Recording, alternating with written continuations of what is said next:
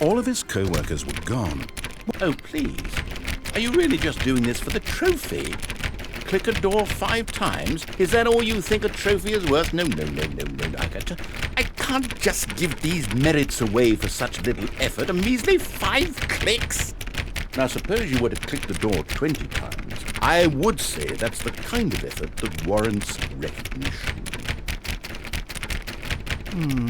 I have to say, I'm still not feeling the satisfaction of witnessing true effort for a noble cause.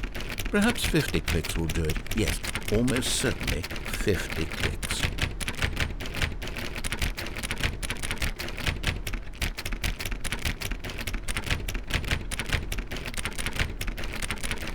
No, I'm still not feeling it. I want this trophy to have meant something. It has to be a true reward for valiant effort. I want to see some hustle, Stanley. I want to see commitment, a willingness to go all the way no matter the cost. Why don't you go put 20 clicks into door number 417?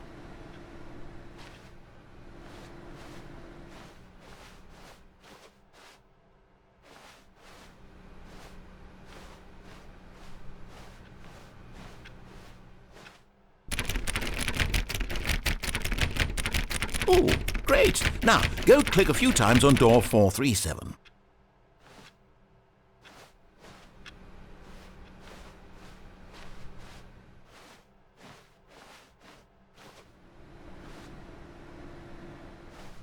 Excellent. I think we're getting somewhere. Now, door 415. Let's give it 10 clicks or so.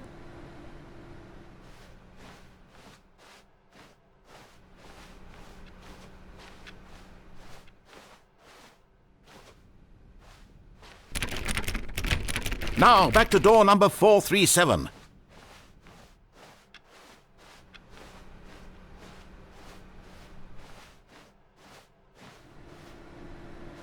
Let's see. How about you click on, well, I don't know, the copy machine? All right, back to room 417. I'm really feeling it now. I think we're getting somewhere. Okay, now go climb on employee 419's desk.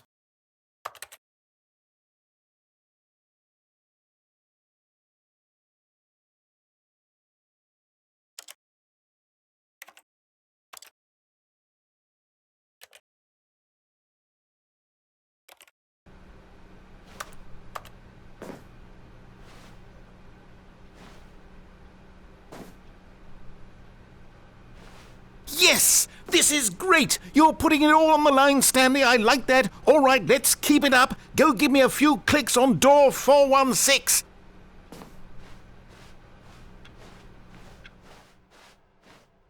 We've almost got it! Now the copy machine, do that one again!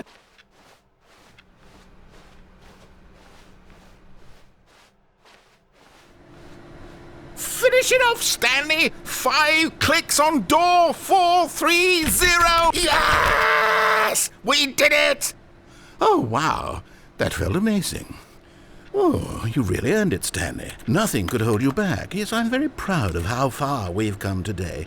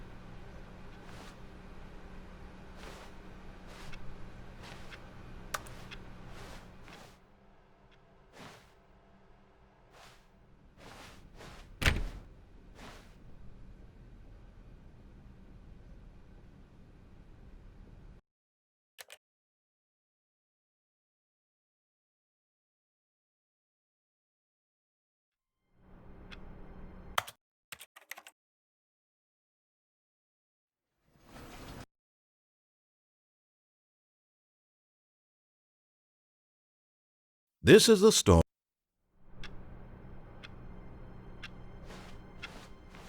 All of his co-workers were gone. What could it mean? Stanley decided to go to the meeting room. Perhaps he had simply missed a memo.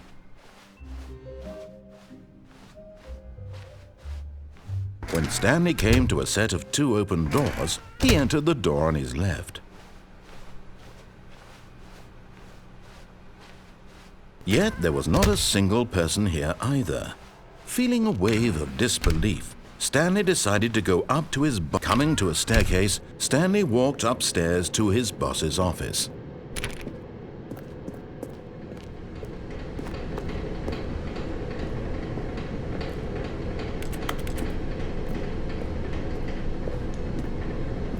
But Stanley just couldn't do it. He considered the possibility of facing his boss. Admitting he had left his post during work hours, he might be fired for that. And in such a competitive economy, why had he taken that risk? All because he believed everyone had vanished? His boss would think he was crazy. And then something occurred to Stanley. Maybe, he thought to himself, maybe I am crazy. All of my co-workers blinking mysteriously out of existence in a single moment for no reason at all?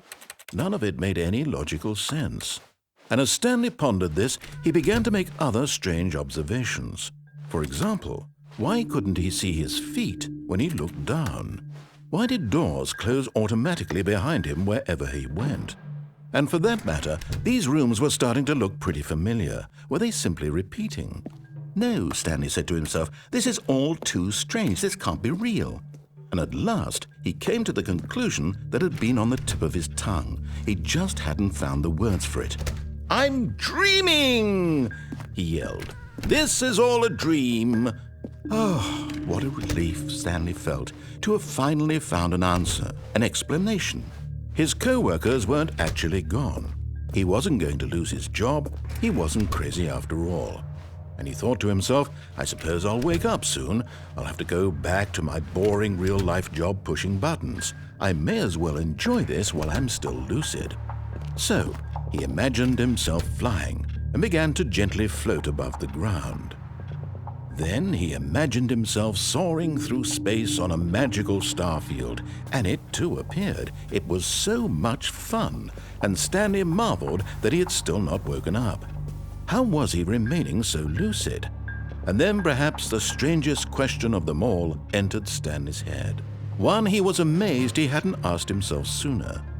Why is there a voice in my head dictating everything that I'm doing and thinking?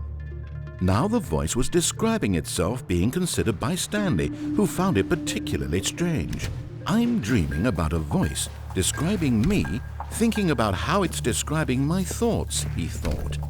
And while he thought it all very odd and wondered if this voice spoke to all people in their dreams, the truth was that, of course, this was not a dream. How could it be? Was Stanley simply deceiving himself, believing that if he's asleep, he doesn't have to take responsibility for himself? Stanley is as awake right now as he's ever been in his life.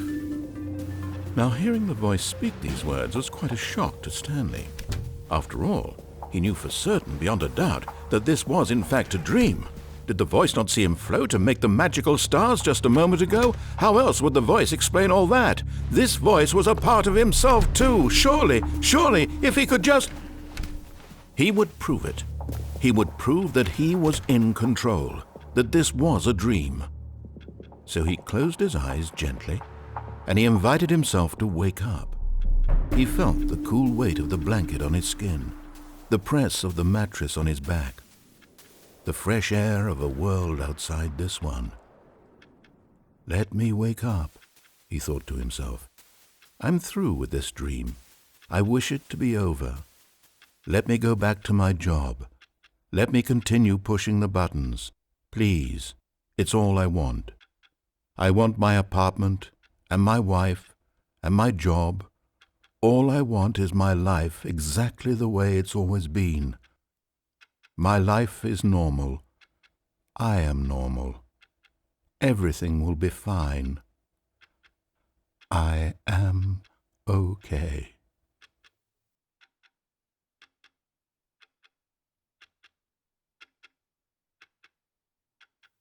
Stanley began screaming. Please, someone, wake me up. My name is Stanley. I have a boss. I have an office. I am real. Please, just someone tell me I am real. I must be real. I must be. Can anyone hear my voice? Who am I? Who am I? And everything went black.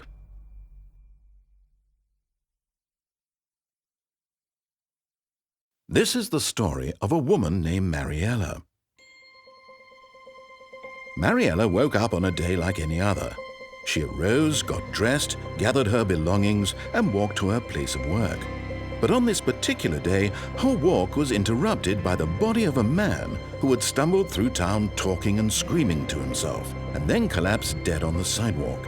And although she would soon turn to go call for an ambulance, for just a few brief moments she considered the strange man. He was obviously crazy, this much she knew. Everyone knows what crazy people look like. And in that moment, she thought to herself how lucky she was to be normal. I am sane. I am in control of my mind. I know what is real and what isn't. It was comforting to think this, and in a certain way, seeing this man made her feel better. But then she remembered the meeting she had scheduled for that day. The very important people whose impressions of her would affect her career, and by extension, the rest of her life. She had no time for this, so it was only a moment that she stood there, staring down at the body. And then she turned and ran.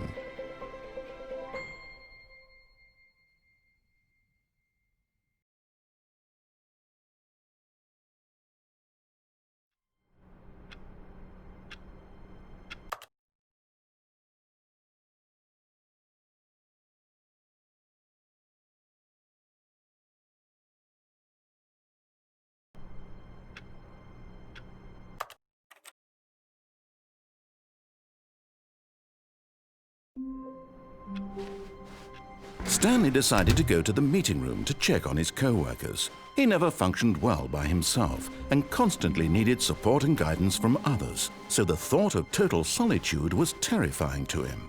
When Stanley came to a set of 2 open doors, he entered the door on his left. Yet there was not a single person here either. Feeling a wave of disbelief, Stanley decided to go up to his boss. Coming to a staircase, Stanley walked upstairs to his boss's office.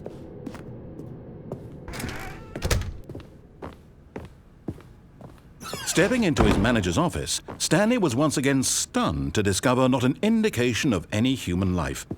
Shocked, Unraveled, Stanley wondered in disbelief who orchestrated this. What dark secret was being held from him?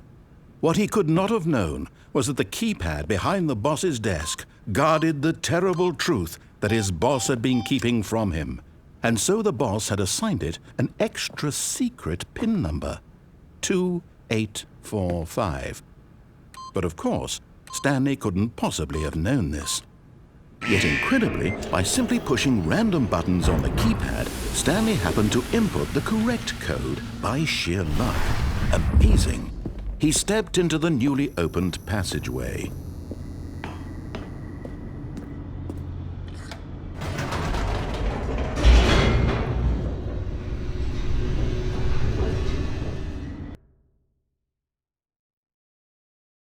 Descending deeper into the building, Stanley realized he felt a bit peculiar. It was a stirring of emotion in his chest, as though he felt more free to think for himself, to question the nature of his job. Why did he feel this now, when for years it had never occurred to him? This question would not go unanswered for long. Stanley walked straight ahead through the large door that read Mind Control Facility.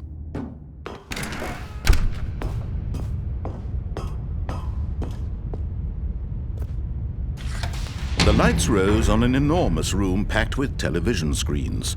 What horrible secret did this place hold? Stanley thought to himself. Did he have the strength to find out?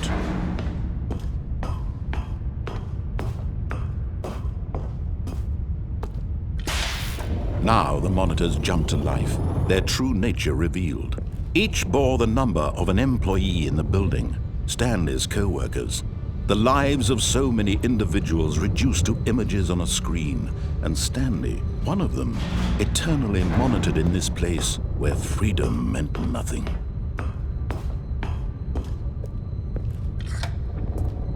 This mind control facility, it was too horrible to believe. It couldn't be true. Had Stanley really been under someone's control all this time? Was this the only reason he was happy with his boring job? That his emotions had been manipulated to accept it blindly?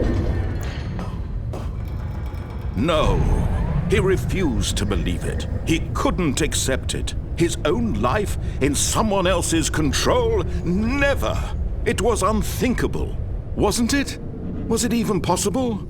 Had he truly spent his entire life utterly blind to the world? But here was the proof, the heart of the operation. Controls labeled with emotions, happy or sad or content.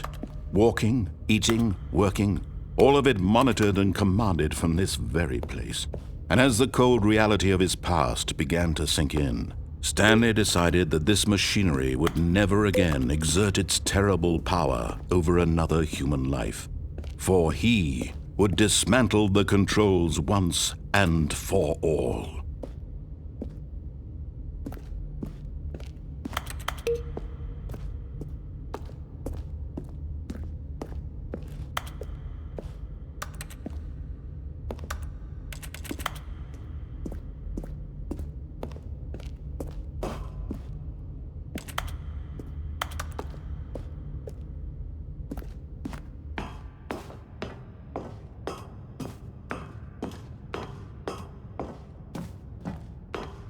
And when at last he found the source of the room's power, he knew it was his duty.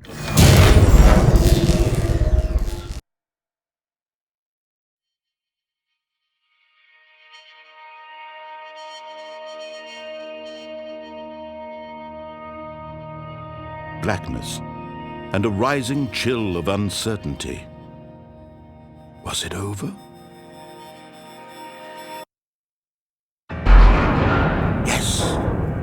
He had won. He had defeated the machine, unshackled himself from someone else's command. Freedom was mere moments away. And yet, even as the immense door slowly opened, Stanley reflected on how many puzzles still lay unsolved.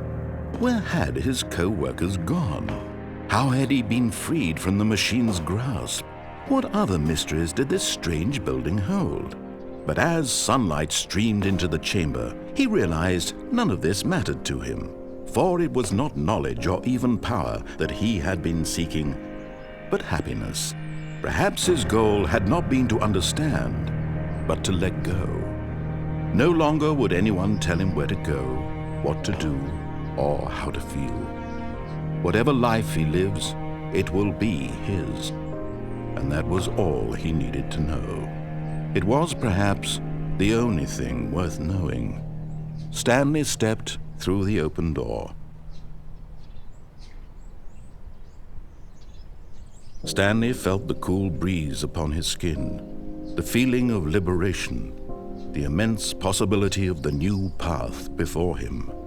This was exactly the way, right now, that things were meant to happen. And Stanley was happy.